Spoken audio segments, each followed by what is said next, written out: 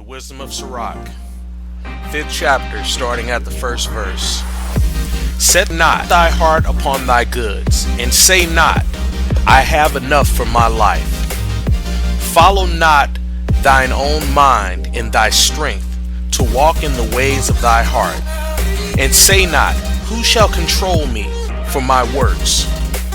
For Father Yahweh will surely revenge thy pride. Say not, I have sinned, and what harm hath happened unto me? For Father Yahweh is long-suffering. He will in no wise let thee go. Concerning propitiation, or the raising up of the Father, be not without fear to add sin unto sin. And say not, his mercy is great. He will be pacified for the multitude of my sins. For mercy and wrath come from him, and his indignation resteth upon sinners. Make no tarrying to turn to the Father, and put not off from day to day, for sudden shall the wrath of the Father come forth. And in thy security thou shalt be destroyed, and perish in the day of vengeance. Set not thine heart upon goods unjustly gotten, for they shall not profit thee in the day of calamity. Winnow not with every wind, and go not into every way. For so doth the sinner that hath a double tongue. Be steadfast in thy understanding, and let thy words be the same. Be swift to hear, and let thy life be sincere, and with patience give answer. If thou hast understanding, answer thy neighbor. If not, lay thy hand upon thy mouth. Honor and shame is in talk, and the tongue of man is his fall. Let me read that again. If thou hast understanding, answer thy neighbor. If not, lay thy hand upon thy mouth.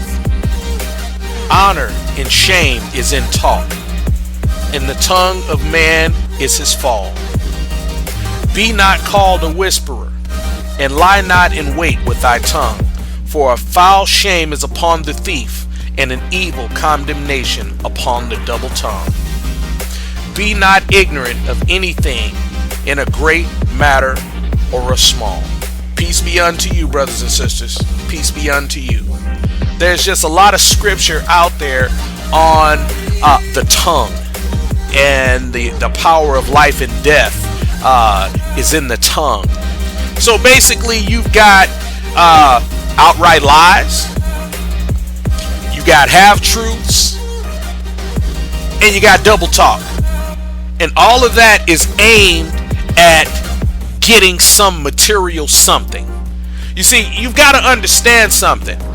There are passages and passages of scripture about men's tongues forsake truth for the purpose of getting stuff and money. See, now there is a version of the truth called the relative truth, and it hinges itself upon how people feel about the truth. Now, the scripture is very clear. The Father's word changes not. It doesn't change because of the political climate. It doesn't change because of the times. It doesn't change because it doesn't fit your modern lifestyle today. It doesn't change because you see things on TV that people do in front of your face over and over and over again, and you just can't fathom that the TV would lie to you about how you should live. Deep delusion.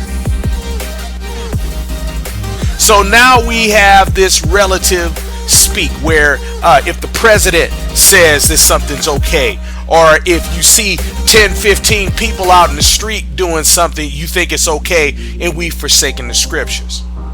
We've become victims to the very thing that the scriptures told us to watch out for.